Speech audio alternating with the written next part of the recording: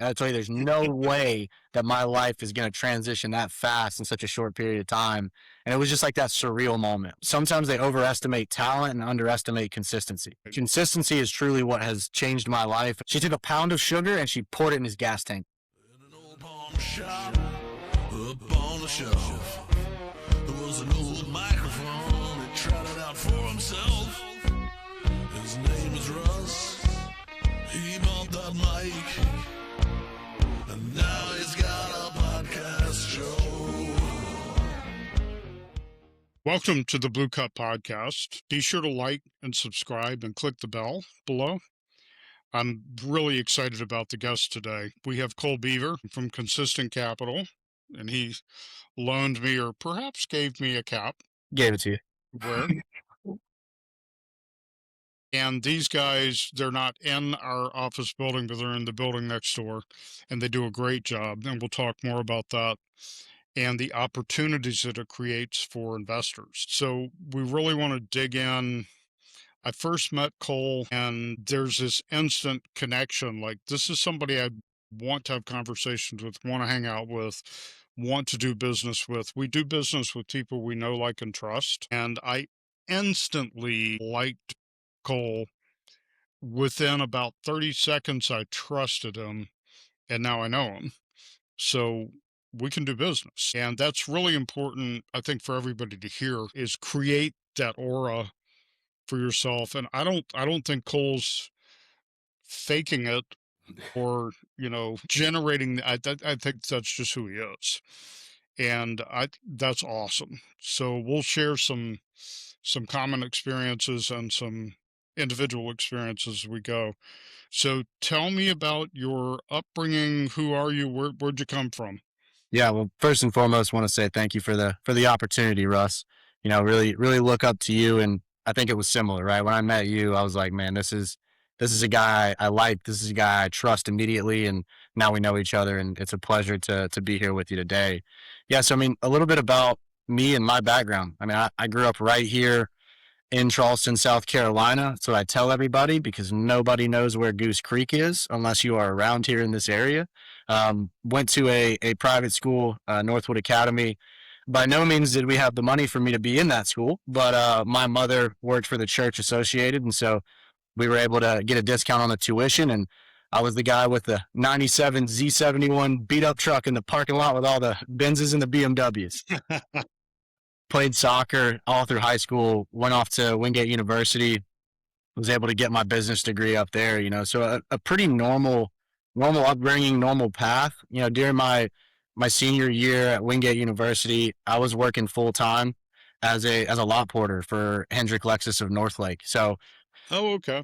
Yeah, it was a lot to manage, doing school full time. I'm an hour and a half away from where I work. So I'm going to school, I'm going to work, coming home, getting all my schoolwork done, and then, rinse, wash, repeat every single day, which during that phase of my life, you will, or season, as I know you like to call it, really taught me about hard work. Because I was putting in a lot of hours, a lot of road miles, just trying to get my feet underneath me. And honestly, at that job, it taught me a lot about humility and work ethic in a way that really a classroom's not going to teach you. And then after being a lot porter, after graduating from Wingate University, I was able to work my way up into the sales department at Lexus. It was kind of an organic way of getting into sales, in that we got slammed on a Saturday. I'm pretty sure it was like Memorial Day weekend, one of those crazy sale events at the dealership. And we didn't have enough salespeople. There was too many people in the showroom. And my GM's like, hey, Cole, I need you to take the next client that walks in this door. No training. I know how to park the cars. I know what the buttons do, but I really don't have any sales background to this point in my life. And said, okay, let's do it. And I think that we'll see that kind of theme throughout as we talk, is just taking that action, right? I might not be ready, but the action I'm going to take is going to get me ready. And so took that customer and actually sold 2 cars in about 3.5 hours right there off the rip. Whoa. Yeah. That's impressive. Yeah. GM, his light bulb went off pretty quick and said, yeah, we're going to stop having you park cars, and we're going to have you start selling them. So let's get you some training. So it was awesome. Got to really organically kind of grow into that and was able to Right. start selling cars up there for a short period of time. And then Mr. Hendrick ended up coming to our general manager at the time and asking him to build a team to come back down to Charleston, take over that Lexus store. It was just underperforming for the market that it's in. I mean, Lexus should be one of the top tier stores in this market area. And so I was selected to come down and be a part of that team. Total transparency here. I was scared out of my mind because there's a lot As of you pressure. should be. Yeah. I mean, that's a lot of pressure. You're coming into a dealership where most of these client advisors have been there for 10, 15 plus years. You got a young gunslinger like me coming in who's been selling for 3 months, right? And I'm supposed to show them how to do it. I still don't even know how to do it, right? And so we came down and we were able to turn that store around relatively quickly. In about a 2 to 4 year time span, we were able to make that store one of the top producing stores out of all of Hendrick's 118 dealerships in his auto group. And it was awesome. I mean, it was really the first time that someone had bet on me before I fully bet on myself. I was really Yes. scared, but my GM was like, I see the potential in you. I think you're going to do great. I'm betting on you. Even though you think you can't get there, I'm going to bet on you. And Right. so that was really something that took me by surprise. That's where everything really started to shift for me during that transition. I realized that, just because I'm not ready doesn't mean I can't go take the action and try to execute at a very high level. So after probably about 2 to 3 years in sales, not to toot my own horn, but first year down here, I was the number one salesperson in that dealership. I mean, made Yes. 6 figures for the first time in my life, first person in my family to do that. I mean, it was very life changing in that season. And making six figures at what age? Two, Oh, you 21, suck. 22. You suck so bad.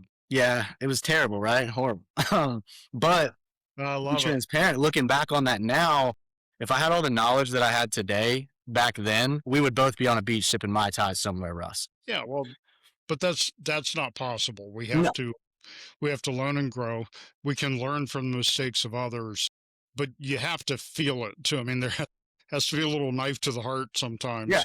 You got to And learn from your you have to get mistakes. your butt kicked sometimes and go home and cry about it and then come back to work the next day. Yeah. Yeah. And I mean, So, that's exactly what yeah, happened. I mean, it was a lot of hours, a lot of effort, a lot of energy. I mean, COVID hit us in the middle of all that, trying to rebuild that store.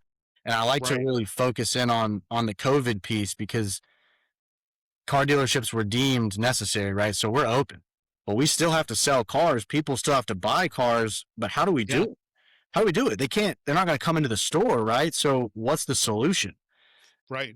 March, when COVID hit, I had my record month in sales. I sold 32 cars that month, and I delivered every single one of them to the client's driveway. So how'd you pull that off? So I would just take our internet leads, our phone leads, it was all inbound kind of leads at that point because people weren't walking in. So they're calling in on the phone. And I would just say, hey, is this the vehicle that you want to buy? Right. Did you make sure that this is the right car for them? Features, everything. I would go above and beyond. I'm sending videos. We're doing FaceTimes, really making sure that that vehicle fits their needs. And after that, I would just go to my finance managers and have them print out the whole deal packet. And I would drive that car straight to their driveway. I mean, I went to Atlanta, Greenville, Myrtle Beach, Oh, wow. and it snowballed to the point where I actually got in trouble because I couldn't keep up with all of my clients while also driving and delivering all these cars. And once my GM realized that, he actually hired some more support staff, some other lot porters, which I had been in that position. And so I stayed in the dealership. I made the phone calls, I teed the deals up, and then we were sending the lot porters out just to go drop them off and come back, drop them off and come back. And so, that was another little bit of a shift for me in life where I have all these sales reps around me utilizing COVID as an excuse as to why they're not hitting their numbers. And it's like, yeah, you can use it. It's a great excuse. Yeah, people can't come Yeah, in the dealership and buy cars, but I'm having a record month because I utilized that excuse as my springboard to success. I didn't see it as a hurdle. I saw it as, well, if everyone in my dealership thinks that's a problem, then there's guys out there that also think that's a problem and they don't think yes. they can sell. So that just opened up the market. Like I said, I mean, we were delivering cars down into other markets, Georgia, Florida, North Carolina, because other dealerships were just kind of sitting on their butts and using that as an excuse to not sell cars, where I saw that as an opportunity. Yeah. Yeah. Well, we're a lot alike in that way, in that I I find a way to excel wherever I am. And the Grant Cardone has some great quotes. I can't think of its Sell or Be Sold, I think is a book that this is on, Yeah. where he talks about going to work in an auto dealership, which I've never done. You have. And he said, when I got there, there were salespeople who were furniture.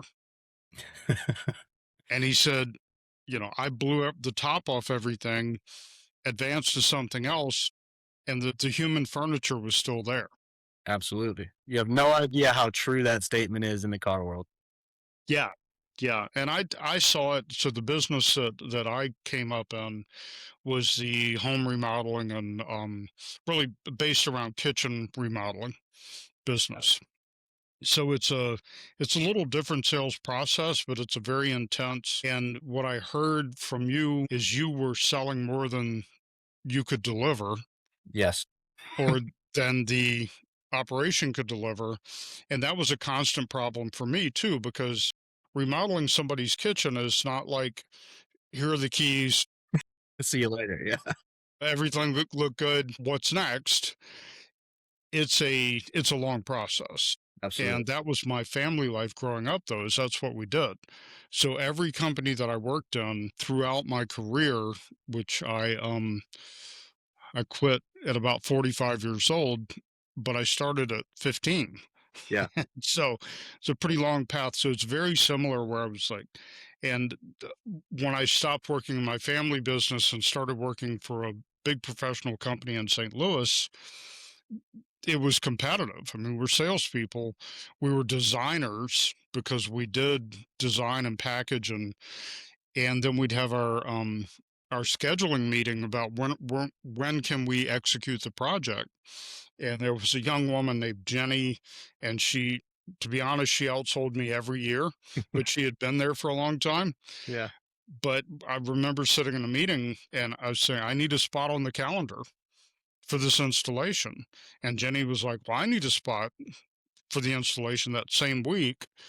And we're overbooked. And Gary, the owner, said, who has a check? I said, I have a check. And Jenny said, I'm getting a check tomorrow. And Gary said, you can get on the schedule tomorrow. Russ is going on the schedule today. And I was a new kid. I was not popular that week Oh, I'm because, sure. the new kid at 37 or whatever I was coming in saying, I mean, it's deliverable. I'm ready to order the materials and put them in stock and, put it on the schedule. And I have the check. Yeah. And Jenny got the check the next day, but she got the slot behind me. So that I love the ambition. It sounds very familiar. Oh, yeah. And I'm not competitive. I'm not out to beat somebody else, but I'm also not going to take a beating. Exactly. Yeah. I would argue that my biggest competitor is myself. Like, Yeah, I want to be better than I was yesterday. I want to be better than I was 6 months ago. I'm not, comparison is the thief of joy. So I'm not looking at yes, Russ and going, oh, look how successful Russ is. Like, oh man, dang, I'll never get there. Like, I'm looking at myself and very introspective. And it took a while to get there. I mean, when I first got to Lexus, it was all about everybody else. I'm like, okay, how many cars is he selling? What's he doing? How can I yeah. beat him? How can I beat them? So did that introspection and what you just mentioned, I want to focus on that for a minute. Did that come from your family, from your upbringing, or was it after that? I would say that probably a little bit of both. Okay. My mom is as nose to the grindstone as you've ever met. I mean, she grew up on a farm. She was one girl with six brothers. So that gives you any kind of inclination about the work ethic and drive that she was I forced to bet have. it sounds like she might be tough. Yeah, maybe just a little bit. She's 4'10", and I can say without a shadow of a doubt, I am more scared of her than any 7'3", 300-pound man ever in my life. And Perfect. she was rough on us, as a kid. Like, it wasn't this easy, gentle parenting thing. I mean, she'd smack you with anything she could get her hands on if she felt like you were out of line. Could be a kitchen spoon, a spatula, a The belt, wooden spoon, man, that was the worst. all day, every day. And so kind of seeing her, I mean, and she worked what 30 years almost for the church that, like I said, Northwood Assembly, and really her backstory is interesting too. I mean, she was very successful graphic design artist working at a third party firm, making a ton of money working with high net worth clients, and she ended up making a switch. She just felt a calling to go and work for a church, take less money, and I just watched her have that realization that really money is not the goal, right? It's life and balance and being able to enjoy and be happy when So you what wake is up. the goal? If money's not the goal, what's the goal? For me personally, it's No, for your mom. You're talking about your mom. yeah, for Stay her, on the that goal was subject. to spend more time with her family. That was the goal. She wanted to be So able to her goal was more money doesn't solve her problem, exactly. right? Or Yeah. doesn't satisfy, I shouldn't say solve her problem. More money doesn't satisfy her. So Didn't what satisfy. did satisfy her? Satisfying her was really what she was able to do for the church and pour back into that community. I mean, she was Okay. the graphic design artist, their communications director. I mean, she was essentially like the number two at that church, making sure that everything behind the scenes went well and smoothly, and that our head pastor had great services, great lyrics up on the wall, lighting's all perfect. I mean, she was the kind of orchestrator behind the scenes, Mhm. and that's really what she found passion in, putting on the big Christmas programs and the Easter programs. She was able to pour herself and her creativity into that. And I think that's really what she valued most is just giving back to a community that gave back to her. So graphic design background, she had good jobs with that, but that didn't satisfy her the way running the organizational part of the church did. Exactly. Yeah, Oh, she okay, cool. So I think that's tag that, Brian. That's kind of a golden nugget that I studied advertising mhm. in college. My daughter is at USC right now studying advertising. I wanted a full-on business degree, so I majored in marketing, but I minored in advertising because Mhm. I love the graphic design side of it. And I ended up being a residential designer, designing houses and not houses, but additions and kitchens and augmentations to houses. And I found that very satisfying. But it sounds like your mom managing a church to me sounds like an absolute nightmare. Yes.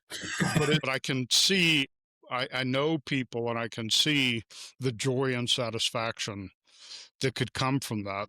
It's just interesting how we're driven in different ways. So that's cool. So she was able to follow her passion and have the freedom to, manage the church functions and the church operations. Yeah, she What was your dad doing? dad was he was full time in the Air Force before I was born, but then when I Okay. was born, he made a shift because I have an older brother. We're 18 years apart. I was an accident. I was my mom calls me her miracle baby because she wasn't supposed to have any more kids. I mean, she had a thyroid disease, and the doctor was like, "Listen, if you have another Yeah. kid, you're gonna die. The kid's gonna die." Sidebar: I was actually born deader than a doornail. I had umbilical cord wrapped around my neck, Ooh, whole 9 yards. Was blue when I came out. Like my dad has shared the story with me now as an adult, and he's like, "Son, I didn't think there was any way." And so wow. it took them 10, 15 minutes, and they brought me back in, and I was breathing and screaming and crying. But again, my dad didn't get to spend a lot of time with my brother, because he's on planes, he's flying all across different countries, and so he missed that piece with my brother and really wanted to capitalize on that when I was born. So he retired from the Air Force, still decided to work out on the Air Force base in Charleston as a retired civilian, doing crew taskings, putting crews together, sending them on their missions without him actually having to be on the plane and out of the country. So was able to spend a lot more time with my dad as a young child than my brother was, which was awesome.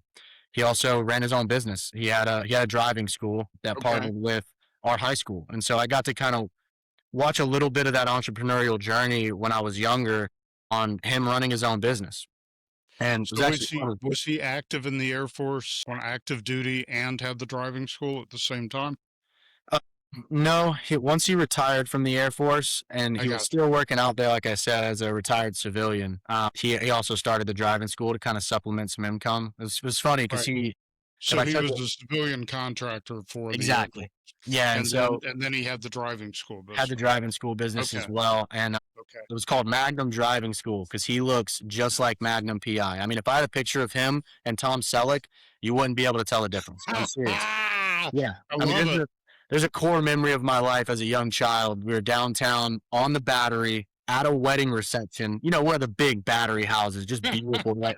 And he's standing on the balcony, and people are, you know, tourists are walking by, and they're pointing and screaming and yelling. He's eating it up, dude. He's up there waving. Oh, hey, everybody. Hey, how y'all doing? Yeah, yeah. It's me. It's That's, Tom Selleck. that's awesome. But yeah, so he named it Magnum Driving School, and he ran that business for probably 15, 20 years. And ended up ultimately just selling out of that and just staying in the Air Force as a retired contractor there. So you have had the entrepreneurial bug, and I feel like you're kind of, and I did this for a long time. I was an entrepreneur, Mhm. meaning I was in an organization that I didn't own, but just like you're selling 32 cars in a month. It's ridiculous to sell 32 cars in a month. And my mentor would say, let's be ridiculous. Yeah, Let's do ridiculous things like sell 32 cars in a month. Well, you're an entrepreneur, you have the support system of the inventory and the finance and everything else, but they're also not putting the reins to you to slow you down. I mean, it's like, go, dude, sell 32 cars. exactly.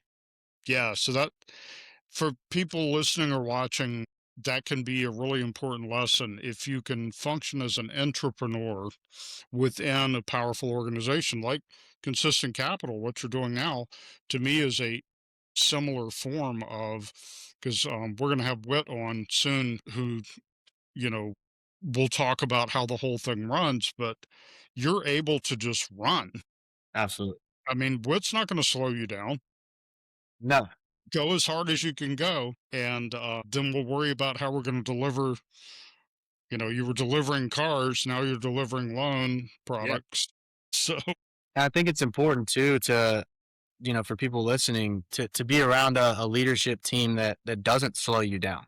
Because like right, when you get around people who expect greatness from you, like yes, mediocrity is no longer an option. Like the right, pressure makes you have to get to an elite level, and also it improves everyone around you. You know, I can't remember the exact statistics, but I think it's if I'm sitting next to a high level operator who is doing things at an elite level, I'm like 30% more likely to increase my production versus, or 15% more likely to increase production versus if I'm around a low level, somebody who just doesn't care, mediocrity is the standard, I'm 30% more likely to lower my production. so don't hang out with the furniture.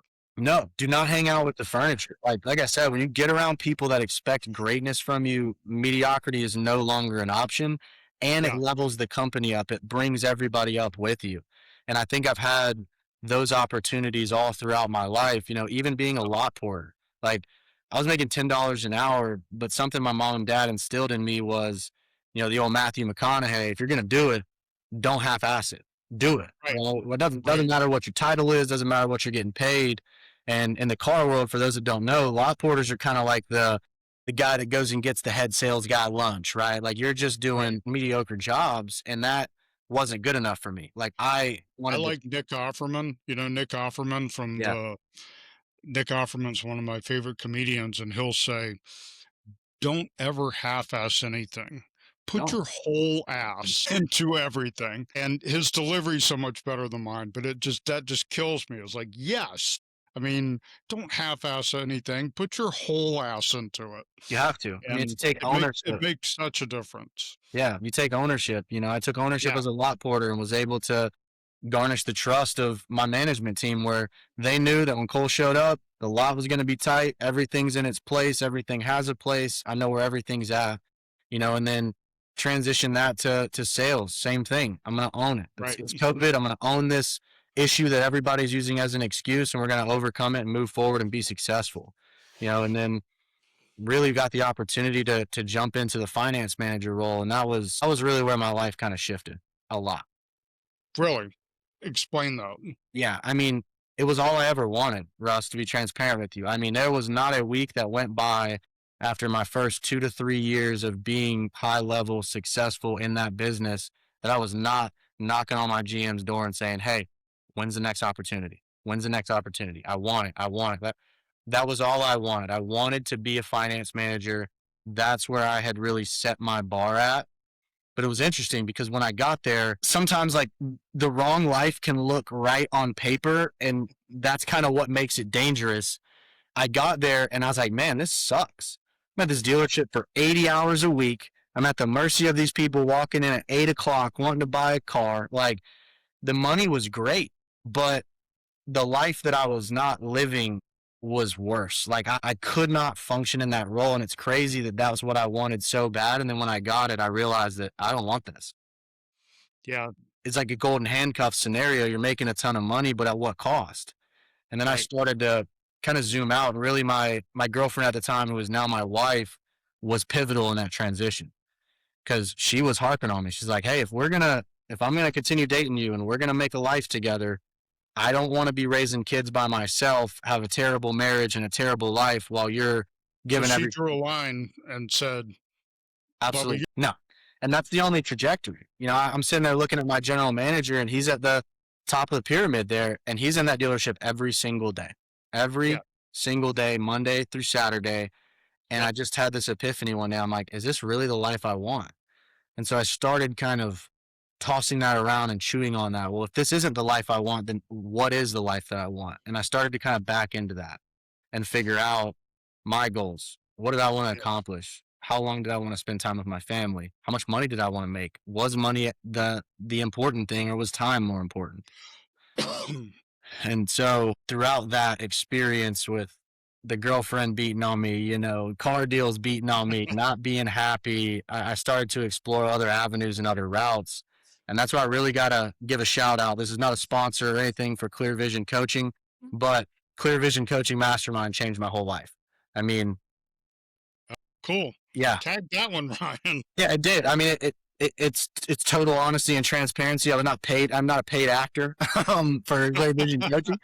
But no, it's crazy how this whole story is full circle because, Kelly Garrett, who owns Rehab Law, is a very good friend of yours and mine. She actually got her start in the lending industry with my wife's parents, so my in-laws. When she Oh, left UPS, they gave her a shot, brought her into the mortgage business, taught her, showed her the ropes. And so they actually had gotten an invite from Kelly to come to this mastermind. And so my okay. in-law's like, "Hey, Kelly, is it okay if I bring my daughter's boyfriend at the time? He's kind of struggling with some life stuff, doesn't really know what he wants to do, not happy. Just want to kind of open his brain up a little bit, right? Break through that glass ceiling, show him what's possible." And so I went to that mastermind, and I will never forget it. Dan Rivers is sitting in there with a green Hawaiian shirt on, flip flops, just as laissez-faire as he could be. And I'm like, and I love Dan. He knows this, so he won't get upset at me for saying this. But I'm like, if that guy can do it, I can do it. I Yeah, know. little fucker's in Portugal right now. Yeah, he is. He's flying. He's all over Today, the world as we're today. speaking.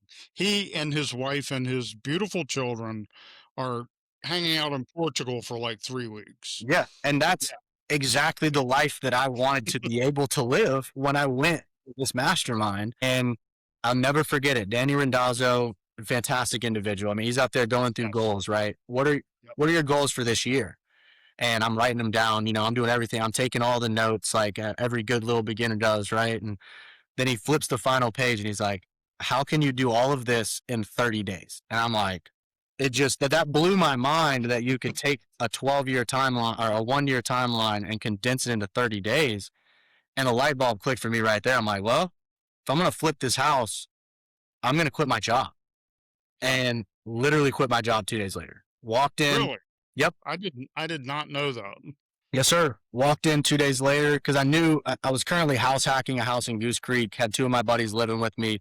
They're paying the rent. I'm kind of renovating it as I go along, Sure. but didn't really know what I was doing until I Yeah, got. I remember a conversation about that. Yeah. And so I knew that I had that opportunity and I could taste it and it was palpable, but I knew I couldn't manage through that contractor experience while also being at a dealership for 80 hours because there was going to be a lot of issues. So, Right. like I said, Yeah, you gotta sleep sometime. yeah, yeah. So, like I said, it was 48 Occasionally. hours later. I walked in, I got into the dealership early, packed all my stuff up, walked to my GM's office and said, "Hey, Here's my letter of resignation. It's effective today. Sorry to put you in a tough spot, but I've got to take ownership of my life and put my hands on the wheel and go get what I'm wanting to get. And was able to flip that house and clear a 6-figure net profit, which doesn't happen all the time, doesn't happen in this market anymore. Those deals are far few and in between. But that clear vision mastermind really shifted my mindset on what So I want what my life to do look you like. remember the month and year of that? The month and year of the mastermind, Yeah. I want to say it was 2023 in the spring sometime. Okay. So it was at the It was at the Tides. yeah. Okay. Okay. Very cool. So that was a springboard, and I'm grateful that clear vision coaching could be part of your journey. I mean, that's our whole goal is to be a springboard like Yeah, and that. it just shows you what's possible. You know, you're Yeah. around the right people in the right rooms, and I know that's so cliche, and everybody always says to get in the Right. right rooms with the right people, but it's palpable. Like, it allows you to view life in a different light. You have Right. different lenses, you have different people that are operating in different capacities and being successful in within real estate investing. And like the 6-figure flip didn't change my life because of the money. It changed it because it started to prove like who I was becoming. It's like, oh wow, Right. like this is possible. I can make money outside of a car dealership. Right. And it was just going through those motions. I shared something with you earlier. Like, there's nothing special about us. Like, the only Right. secret is we just don't quit.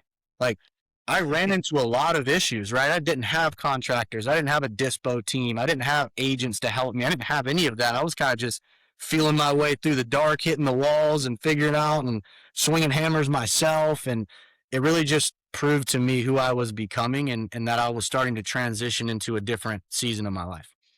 And what I'm dying to say as you're describing that is that's okay. Yeah. It's not okay forever. It's okay for a period of time to do that. And I don't mind. We had a mastermind probably before the one you came to, and there was kind of a celebrity person who was in the room, and I had we had multiple coaching students in the room, and we were talking about going to look at properties. And this superstar was like, "You don't need to look at properties, you just can do it over the phone." I said, "Well," I said, I agree with you. I can do that. You can do that because we've done 400 flips. I said, but these people who are doing their first, second, and third flip, I don't want them to do it from photographs and over the phone. I want them to smell the mold and the cat urine and and see the fact that, you can see daylight through the soffit from the inside of, I mean, and Yeah. I love walking houses because I have a construction background. I love walking houses with people who really don't know what they're looking at.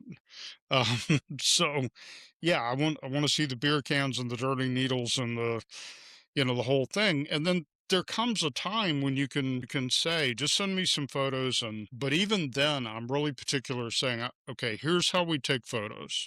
And I'm going to go off track, and Ryan's probably going to kill me and edit this out. But we're going to do. I'm doing it anyway. So when I take photos of a house, the last boss I ever had, when we were doing very high end remodeling and additions and you know, my last 4 projects, the average cost was $250,000. One was a $204,000 bathroom renovation. A bathroom. So we're doing high-end work. So Bob was very particular, and I operated after my first year there, the next few years that I worked, I operated completely independently, but within his system. So we take a picture of the front of the house, and then we go clockwise and we take a picture of the corner, the side, the corner, the back, and we would save the photos. This was before, a bunch of apps that we could, but we would save those. And then we go in each room and we take a picture of the floor and the ceiling and the Yeah. corners. And so when now buying a house to flip or to keep as a rental or even a listing, I can have people go through and I'm say, just bear with me for 3 minutes and let me explain to you. I'm going to need 75 to 100 photos, Yeah. and they're going to be from these angles. And let me walk you through how I want it done so that it's as if I'm in the house. I said, well, I'll shoot a video. I don't want a video. More pictures. You can do it a video in addition to this if that makes you happy. Yeah. But I want what I want so that I can systemize. And I know working in a car dealership, I've never worked in a car dealership, but I bought cars. And kind of a funny story, my wife went to buy a Toyota hybrid. We have a Prius, a Tundra, and a Highlander hybrid. We're kind of Toyota people. Sounds like it. And so my youngest daughter went with her just by coincidence, and she said they did all the things. She negotiated pretty hard. They go to the finance manager, and the salesman come back, and Bianca, my daughter, was laughing. She said the guy was literally tap dancing when he came out of the finance office because she has over an 800 credit score, Yeah. well over 800. And the guy's tap dancing like, we'll give you Whatever you want. whatever terms you want, it's yours.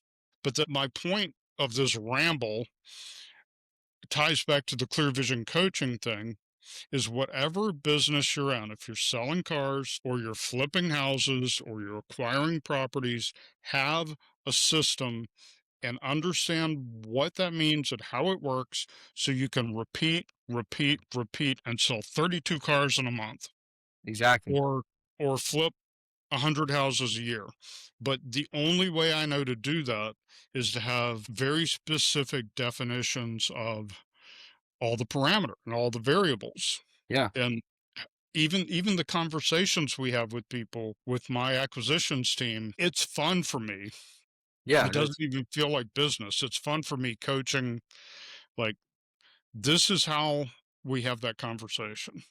Yeah. These are the questions we ask. I'm pulling, kind of picking up what you're putting down there. You know, it sounds like processes and people are the most important. You know, I was Yeah. at a legacy family pop-up mastermind this past Friday down here at the Helm, and Tim Bratz dropped a fantastic nugget. It was a business owner struggling with just time in the day, right? To spend time with the kids, to work on the business and do this and do that and do this and do that. And Tim hit me with a light bulb and he said, well, Jeff Bezos has the same 24 hours that we do. What separates him from the rest of us? Jeff's got people and processes. Yeah. So and that's what, Tim's the one who said you don't have to look at houses.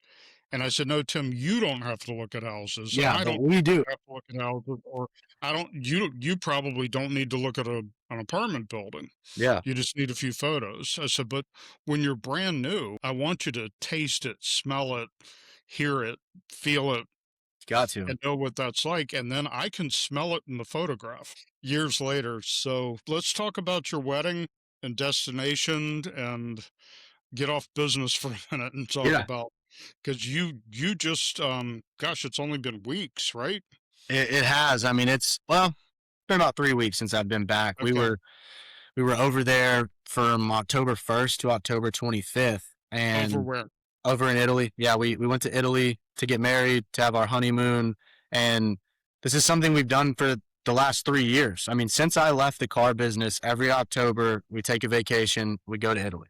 We love it over there, and Yep. I'd never be able to do that if I was at a dealership. There's no way that you get to leave for 4 weeks and come back. But yeah, we flew over there on October 1st, did the smart thing, did not want to get in there 3 days before the wedding. I wanted my wife to be nice and calm and relaxed. So we went down to Sicily. I parked us at an all-inclusive for 11 days. She got all the spa treatments, all the stuff that she could to not relax and ease into it.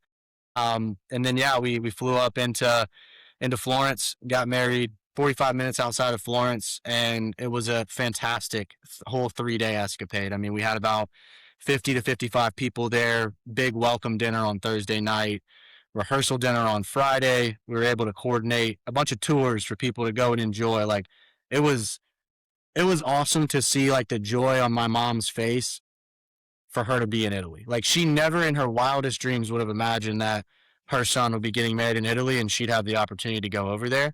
And Yes. then Saturday, as fortune would have it, we got the last day of good weather was our wedding day. 70 degrees outside, beautiful, bright, and sunny. And then every day after that was rainy and 35, 40 degrees. So we were very, very blessed on that front. And, really speaks volumes to the team that we have at Consistent Capital as well. I was able to step out for 4 weeks and our team did not miss a beat. I mean, Brandon Bartley is an absolutely amazing individual that works for me here as a business development manager in South Carolina. I left, no loans going on, hands off, and he has a record month. I mean, the guy did 2 million plus in origination in October, and really being able to have that team in place that you can just trust and that is gonna carry the torch when you're out. It was awesome. I mean, you can't replace that feeling. But yeah, we were able to spend time over there, and then actually on Saturday we're flying down to the Keys. Going to be there for 2 weeks for Christmas and working Okay. remote, which is what this job has allowed me to do. Is I mean, I can do anything from a laptop. Right? I don't have to be in a Yeah. brick and mortar in a dealership for 80 hours a week. I do come into the office because I enjoy working here at the helm, seeing you every day, seeing Ryan, seeing everybody in here. It's nice and it's fun and I enjoy it. But I have the ability and the freedom to work from wherever we want to. Very cool. Why did you choose Italy for the wedding? We chose Italy because that is where my wife's dad is from. So Oh, okay. yeah, he was actually born down in Sicily, and then they came over and immigrated through New York City. He grew up in New York, but they actually also my in-laws have a house probably 30, 45 minutes outside of Florence. So they're Oh, back and okay. forth. Yeah, so they'll do 3 months over there, 3 months back here, 3 months over there. And frankly, to be totally transparent to you and everybody, it was the money. I mean, heck, we toured Holy City down here, and for those that don't know, that's a brewery down here in Charleston. They've got an event space literally in the backyard, and it was like $35,000 just to breathe the air in the room. That didn't That's include right. catering, food, drinks, nothing. And I'm like, if we're gonna spend that much, might as well do it in Italy and spend the same amount of money and get a lot more bang for your buck. And that was ultimately the driving decision behind that was get married in Italy because her family is from there, and then also really be able to maximize how far our dollar could go. Well, and I was over 50 years old before I understood that. And a good friend of mine, Tom Merrifield, will probably have him on the podcast. Brandon Bartley's episode's already recorded. You're mentioning people, the people we know. But Tom and his family, he lived in Germany a long time as American. His wife is German. They went skiing in Colorado a few years ago and they came back and said, I said, how was it? He said, it was fine. He said, but it's ridiculous how expensive it is. And he said, every year before that and after that, they go to Austria. He said, we can fly to Austria, ski, eat, do all the things. And he said, it's cheaper than Colorado by far. Yeah. And my mother, my sister, and I did a cruise to Spain, France, and Italy last year, and I won't even say it was ridiculously cheap. And when we were in the cities in Rome and Florence, we rode a train from Florence to Rome, I think was is the right path. But the meals are it's ridiculously inexpensive compared to Yes. the US.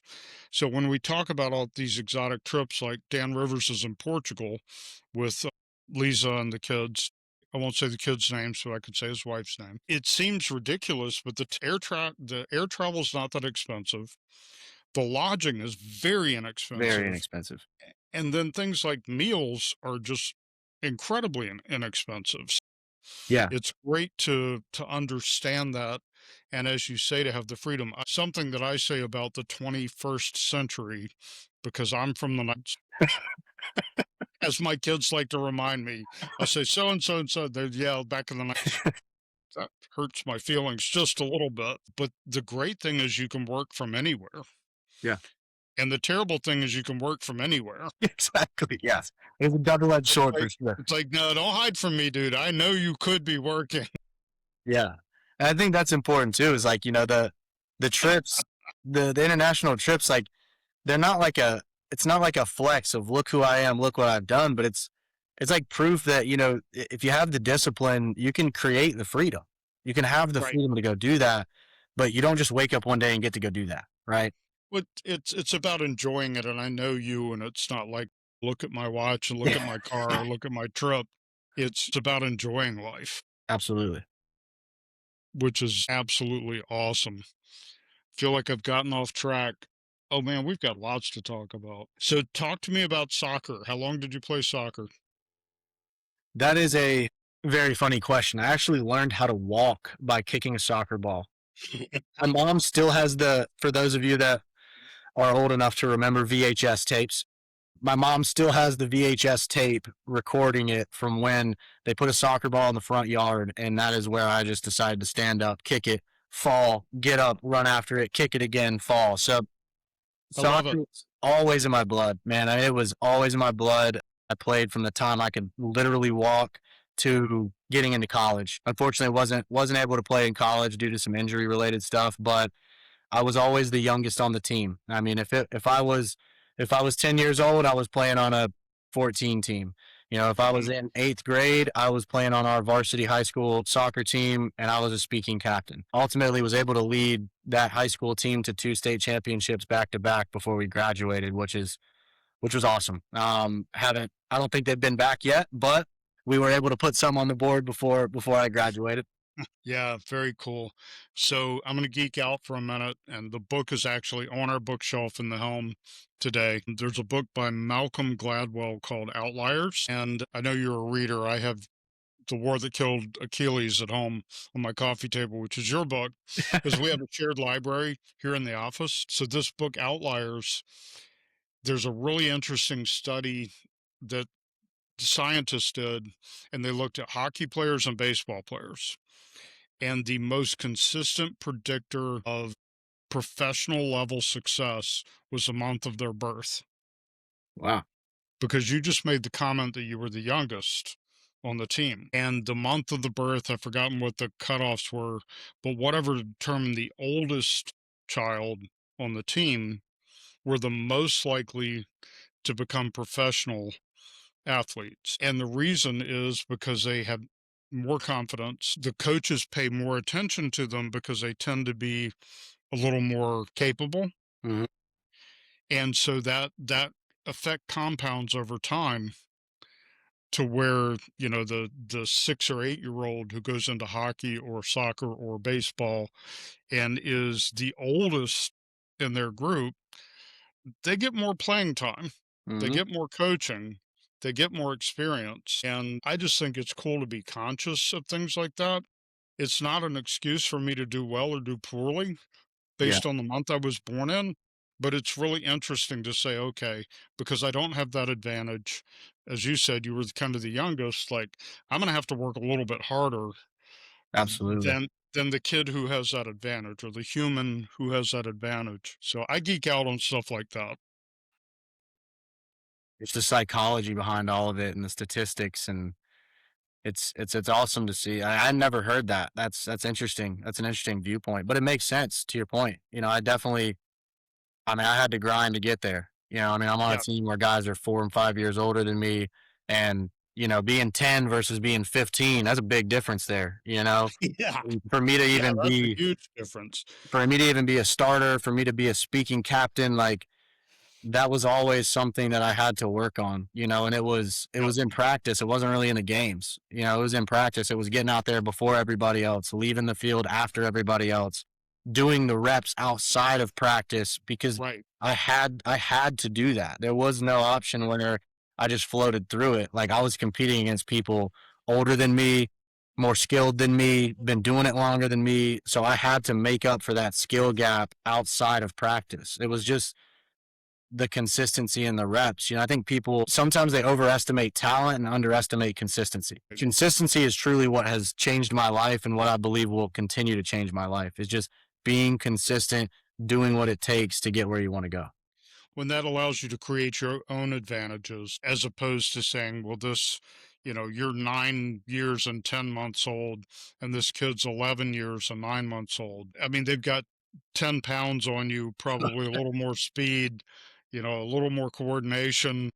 It's Yeah. like, all right, I'm just going to show up early and stay late and work harder Yeah. And do the reps and and do the focus. reps, right? My focus, the most part, because to your point, they're all bigger than me. They're all faster than me. They're all stronger than me.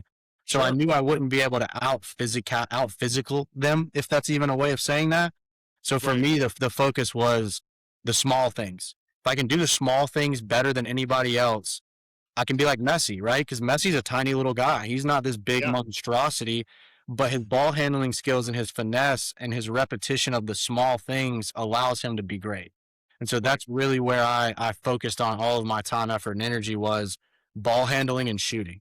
I wanted to be right, able to out dribble anybody, and I wanted to be able to score from any half of the field. Like if I'm on the scoring half, I want to be able to shoot and make that because I don't want to have to go dribble around these 6'5" center defenders that are just going to push me over like a child.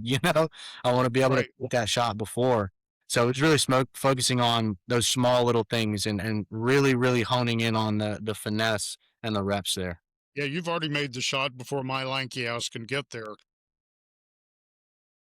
Yeah, before you can bully me into the corner over there. Right. I'm like 2 steps behind you, so Yes, exactly. you go. I love it. Napa Valley, let's talk about Napa Valley and the Legacy Summit because that was fun watching you. You were nervous as a cat, man.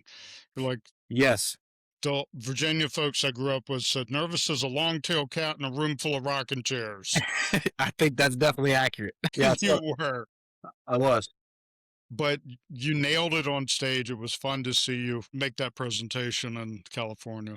Yeah, it was an awesome opportunity. I mean, to be in the room with that level of success was, to your point, it was very frightening. Like I'm not wearing it today, but I usually have my Garmin watch on. And as I stepped up onto that stage, my Garmin watch started abnormal heart rate Your heart detected. rate? Yeah, it was freaking out. It was abnormal heart rate detected. Watch out, you're gonna stroke out on stage. And I'm over here trying to strap that thing up so I can do what I need to do. But really, like that that group, Legacy Family is an amazing group to be in, and it just further solidified for me, that whole idea of being in the right rooms with the right people. I mean, Right. your environment is essentially either building your future or it's burying it, right? Who you're surrounding yourself with, who you're doing business with, is either going to grow that future or it's going to kill it and bury it. So for me, that was the opportunity of a lifetime to be able to be entrusted by Tim and Legacy Family to jump up on that stage and give a solid market update that people could learn from and take back home and execute in their business with. And then just getting to learn from, people like you. It was an awesome time. I mean, everybody in that room is collaborating and bringing real problems in their business. And 9 times out of 10, if you've had that problem, 10 other people in that room have had that problem and they've got your solution. So, like, just Right. the idea of a mastermind, because you see those courses being sold online and people are trying to sell you this mastermind idea and all that. I think Legacy Family is a true representation of what it means to be in a mastermind. Yes. Yeah. So we'll clarify a little bit. We're talking about the Legacy Family. Is run by Tim Bratz. I have been a member off and on for 3 or 4 years. And then we've also talked about Clear Vision Coaching. And Clear Vision Coaching is a coaching company that Dusty Keefe and I run. And we hold usually quarterly masterminds, which is one of the events that you attended. But then we do full-time coaching with individual students as well. And I had a hour-long conversation with a student 2 days ago about just helping him identify the should. He was like, I feel like I should do this, but I don't want to. And I've got this other way of solving it, which was essentially having somebody else do it. I said, look, I'm going to hit you with a bunch of cliches right now, but they all make sense. So first of all, Tony Robbins says, everybody knows who Tony Robbins is. Yes, bigger hands than mine. He says, don't shit all over yourself. I like that. It's a dirty word. Yeah. He considers should a dirty word. He said, are you going to do it or not do it? I should is just shame. And he said, just abandon that word. And then the second thing was, it's a great book and it's on our bookshelf here in the office called Who Not How. Who, not how. And for this coaching student, he was saying, yeah, I know I should. And I said, but I'm really not the right person to do that function in the business. And I've got this guy who does it and it costs me this much. And he said, I'm comfortable with it. And I said, why are we even having this conversation? You just need me to tell you Focus on what you're great at, Yeah. because there's some stuff he's really great at. And I said, and this other guy, I know him and I have actually bought properties from him, and I know he's good at that part of the business. I said, so maintain your partnership with him. And that's what clear vision coaching can be all about. I mean, it's one of the things that we can do. And I need somebody to do that with me. And sometimes Ryan's does it to me all the time. Like, put your head on straight. Yep. You know, what are you saying? What are you thinking? Just straighten your head out. And we're at clearvisionmastermind.com. It's an easy way to find Clear Vision coaching. The Legacy Family, I think it's just legacyfamily.com. I'm pretty sure. But you talk about getting in the right rooms with the right people. I feel so incredibly fortunate to be able to be in those rooms Absolutely. with those people. And it was fun watching you almost have a nervous breakdown and then kill it on stage. And then there was the Porsche. So Yeah. let's talk about the rental and talk about cars for a minute. Yes, I did have to rent a 911. You had to, I yes. have to. I couldn't help myself. I hadn't. I used to drive a bunch of fast cars back in the day growing up, and was all big on, mods and racing and doing all that crazy stuff. But I hadn't had a fast car in a long time because, season of life. Let's stop getting traffic tickets and let's get a truck. It's tough to get pulled over in a Tacoma. It takes about 30 minutes for that thing to get up to 80 miles an hour. So hadn't had a fun car in a long time and decided to rent the 911 and drive into Napa convertible. I mean, it was as California as I could think, and it was amazing. It was good to just drive that, and really, I had a kind of an epiphany moment. Actually, Dan Rivers and I, we traveled together and drove in, and I looked at him and I was like, Dan, if you would have told me when I first met you at that Clear Vision Coaching Mastermind and I was at that job, if you'd have told me that fast forward 2, 3 years, I'd be sitting next to you in a 911 driving into Napa Valley to go speak at a Legacy Family Mastermind, I'd have told you it was crazy. I'd have told you there's no way that my life is going to transition that fast in such a short period of time. And it was just like that surreal moment. Like it was just I can remember it in my brain. I mean, it looks like a picture portrait with, the mountains up off in the distance, me and Dan, Dan's hair blowing in the wind, even though he doesn't have any. Hair. Dan has no hair. But no, it was a surreal The moment. sun glinting off Dan's head. Yes. Yeah. I didn't even have to put my turn signal on. He just leaned out and it would just shine back and they'd know I was getting over it. But yeah, the Porsche was a good time. And it was just really about, because that's, for me, a Porsche GT3 RS, that is on my goal sheet. I want one. I will have one within the next 10 years of my life. I will do it. It won't be because I want to be flashy or a flex. It's just my personal goal. I want to have one. Sure.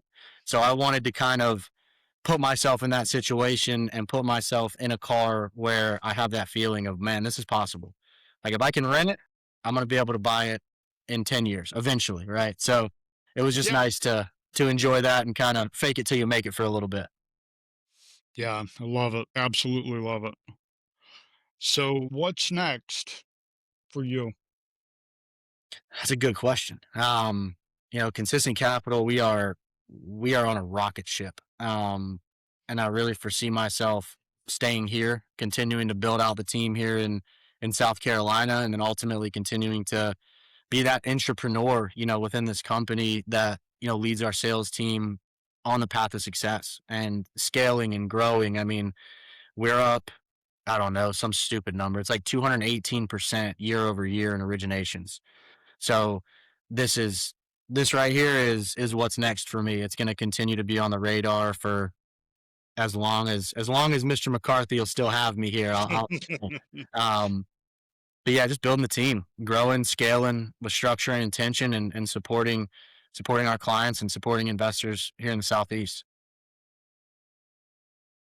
Very cool. Yeah, I don't blame you.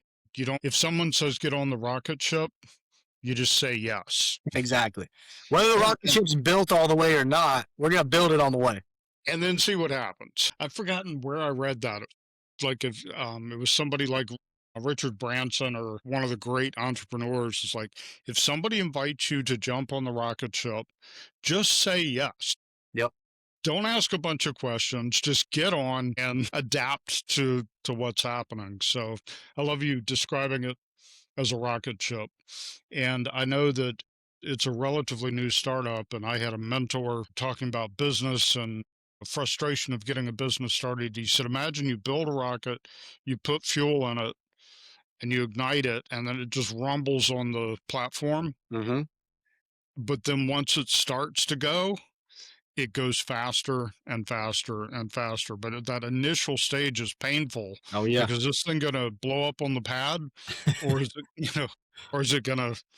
He said, and once you're in orbit, then you just adjust. So that was a really cool rocket analogy for me. I think it hits the nail on the head, because when you're starting, I mean, we're 2 years and Yeah, 2 months into this thing. yeah, And there was plenty of times, where that rocket ship was sitting on the pad shaking pretty hard, but you put a lot of trust in your team. Number one, in your leadership team. Number two, in the people that are around you. You made sure that you've hired people that are going to get in the boat and row in the same direction that you're rowing in. And at the end yeah, of the day, that personally, I believe that that's what's gotten us to where we are is the team that we have and the individuals, the absolute rock stars that we've hired to continue helping build this rocket ship. And now we're lifting off. No, we're off the ground now. It's not going to blow up on the pad on us. We're not in orbit. We're not in orbit yet, but we're getting there. right. So it it's been the most fulfilling thing of my life. By far the hardest thing I've ever done. Like doesn't hold a candlestick to parking cars, selling cars, none of that. Being on the ground floor of a startup and putting every bit of effort, time, energy, blood, sweat, tears into it is the most fulfilling thing that I have ever done in my life. Super cool. Checking my notes. Let's talk about fitness. I know you run a lot, And and I I used to love run, it. but until my back broke, and so I know you run. You do other work. Yeah, yeah. Actually, a group of the guys I grew up with down here in Charleston, Yep. we have a little group text thread. It's called the Slow Poke Run Club. So we all try to challenge each other, whether we're getting together and running and do a workout. We all every day we've got accountability check-ins. So required to send a picture of you in the gym, send a picture of the run that you did. Really been falling in love with running. Hmm. Definitely sucks. As a soccer player, that was the one thing I hated the most about that sport of choice was it's just running for 90 Yeah. minutes. That's all you do. But I don't know, there's a peace to be had out there when you're running. It allows me to really clear my head and I get up early before everybody else is awake and I just view it as like a one of those small wins to check the box in the morning where I've got anywhere from 3 to 6 miles under the belt before most people are waking up to start their day. And there's Yeah. just something gratifying about that. And I can get out, pound the pavement. It's nice and peaceful and quiet, clear my head, really think about what's happening in the business. How can we be strategic, not just at Consistent Capital, but any other ventures that I'm looking at, deals that I'm looking at, and just kind of get my game plan together for the day, for the week, for the month. It's peaceful. It sucks. Don't get me wrong. I mean, there's some days where I do not want to do it, but we get up and we do it anyway. I happened to grow up in the mountains in Virginia, Yeah. and then I lived in St. Louis for 5 years. And my boss and the general manager or the manager of one division of our company were both big runners. And Gary, my boss, the owner of the company, came in. We were talking about running. It's when I used to run a lot. And he said, "What's your favorite temperature to go for a run? Like if you could just design a day to go for a run." I was like, 70. And he was like, 70. And I said, "Yeah, I mean, that's kind of perfect. I mean, I'm going to sweat whether it's Yeah. 40 or 70. And if I sweat at 40, I'm cold. But if I sweat at 70, I feel fine. I don't want to run a 90, but I will." Yeah. And I said, "Gary, what's your favorite temperature?" He was like 30 or below. No. And I said, "You're insane." Crazy. And I ran with him a couple of times, and I'm 200, I'm 6'3", 250. And Gary was about 5'6" and, 140.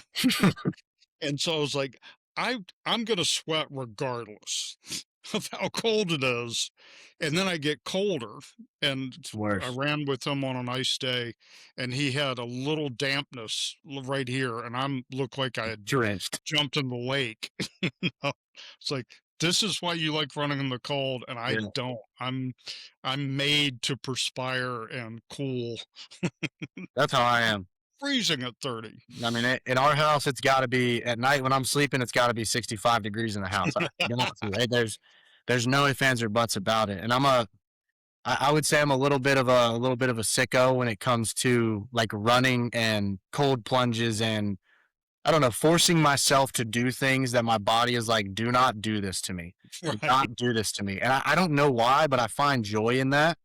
And I feel like that really translates to business too, you know, because if I can make myself go out on a 25-degree day when my body is like, no, do not do this. And I go, oh, I was going to run 3 miles. Now I'm going to run six. And just Yeah. forcing my brain. I'm a big proponent of cold plunges. I love that. Again, it might be a sick, twisted part of my brain that likes to put myself through those situations. But I think that it really translates into business because if I can force myself to do things that I don't want to do. The hardest part of my day is over by 7:30. Right? The stuff Yeah. that happens throughout the day, I've already made my day hard in the morning. So these things that come out of left field and other people would be shocked or frozen or don't know how to get around. It's like, oh, it's just another day that ends in Y. Like it's a Right. tough, difficult situation. We're going to get over it and get through it. Yeah. It's the old eat the frog analogy. Like Absolutely. I'm not sure if it was Mark Twain or who came up with that, but if, get up in the morning and eat a frog first thing, Yep. and nothing worse is going to happen to you all day. No, So, nothing worse. so eat the frog, run 6 miles and do a cold plunge. It's kind of the same thing. Yeah. I love it. Absolutely love it. So tell us how did you meet your wife? I actually met my wife back in lower school. We went to school together, lower school, middle school. She ended up going to a different high school. Funny sidebar, I am in her diary from seventh grade. She had a massive crush on me. I didn't even know she existed.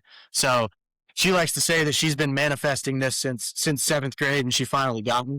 But yeah, I mean, we knew about each other. She was a very smart girl in college because obviously social media. I kind of kept up with her, and I was always trying to get her to come see me. I'm like, hey, we're having this fraternity party. Come on up to Charlotte, come see me. And she would not give me the light of day, and I am so grateful for that because that was a very different individual as we all are in that stage of life. Didn't give me the time of day, and then ended up coming back to Charleston, like I said, for Hendrick and taking over that store. And one of my buddies one day was like, hey, going over to this girl's house to meet her and hang out with her, but she's got a friend. Like, will you come with me? Just so it's not awkward. It's not two girls, one dude. Like, we're just going to go over there together. I had no idea that it was going to be Mackenzie. Walked in the house, and there she's sitting there. I'm like, I know you. She's like, oh, I know you too. And so after that, it was over, man. I mean, I was like, I love this girl. She is amazing. This is who I want to do my life with. And the rest was history. I mean, went on our first date, and we spent probably, I don't know, we got to Saltwater Cowboys at like 11:30 for lunch and didn't leave until like 8:30. I mean, it was just an instant connection, just one of those moments that is very, very special. And the rest was history, man. It was like, this is my life partner right here. I love it. That's awesome. Any funny stories from the car business? Yeah. Yeah.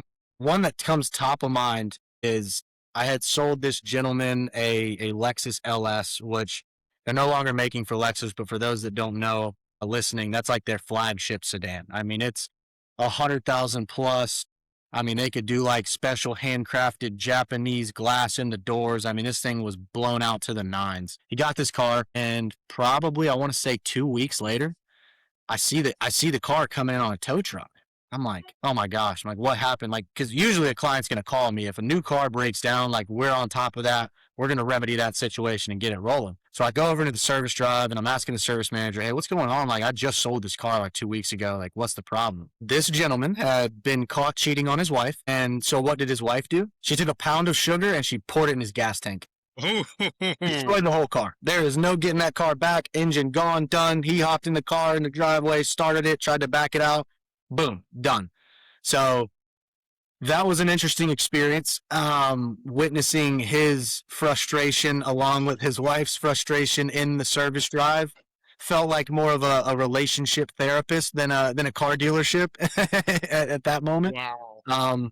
But yeah, totally just imploded a $120,000 sedan, and obviously warranty's not covering that, insurance is not covering that. No, Yeah, so it that's was criminal vandalism. that was a pretty sticky situation there. Very, very sticky situation. We've Oh seen God, that's all funny. kind of stuff. Yeah, I can't compete with that story, but working in a big kitchen and bath showroom, busy Saturday, kind of like a car dealership. We're selling toilets and cabinets, and the first floor, and it's on a hill because it's in Missouri. The first floor is the showroom. Second floor, or the underground floor, is our offices, and then the appliance showroom. Busy Saturday, it comes over the loudspeaker. We have a code brown in the in the back of in the plumbing department. And I was new with the company, and I was like, never heard us do any kind of code, anything, whatever. And Jim sat on one side of me and Kevin on the other. And then all the women were at the other end. Jim starts laughing and they both stand up, and Kevin says, I'll go take care of it. Well, what it was is we had all these display toilets Oh no. that were just sitting on the floor, and a little kid was potty training, and he just whipped his pants down and did his number two in the toilet, which is not hooked to plumbing. It's Yeah. just on display. So poor Kevin, I said, all right, I'll come help. So we get a trash bag and carry the thing out in the parking lot and hose it out and Oh put it my back on gosh. display. And Kevin was a really nice guy. He's saying to the little toddler, like, good job, bud. Yeah. That's where you're supposed to You're do it. supposed to do it. It just You're needs to be supposed to hooked do up. it. We have one that's hooked. If you go through that door, there's one that's actually hooked up to plumbing that Oh, you that's could good. use. We'll just code brown, code brown. We've got a That's code funny. brown because apparently it was not the first time it had Yeah, it happened. sounds like they were ready for that. It sounds like that had Right, occurred multiple times. right. You got to. So yeah, we had systems in place for all sorts of emergencies. Yeah. Well, I really appreciate your time. It's been a great conversation, as I knew it would be. Cole is one of those people that I just naturally connected to. Like, as soon as we met, I was like, this is going to be good. And I love that. And I get to see you almost every day. So Yeah. that's good. The feeling's mutual, my friend. So thanks. Yeah, we are not sponsored by Consistent Capital, but we admire them. And I wear the hat in solidarity, but we're not being paid for this. And this has been the Blue Cup Podcast. Appreciate everyone who stuck with us and watched or listened. You can find us online. There's a whole list of sites below, things like Instagram, Twitter, YouTube. So click and like, and most importantly, give us your comments. What can we do better? What topics would you like to hear? Are there guests that we should know about? Anything that we can do to improve the Blue Cup Podcast is appreciated. Thank you again, Cole, and I'll see you very soon. Thanks, Russ.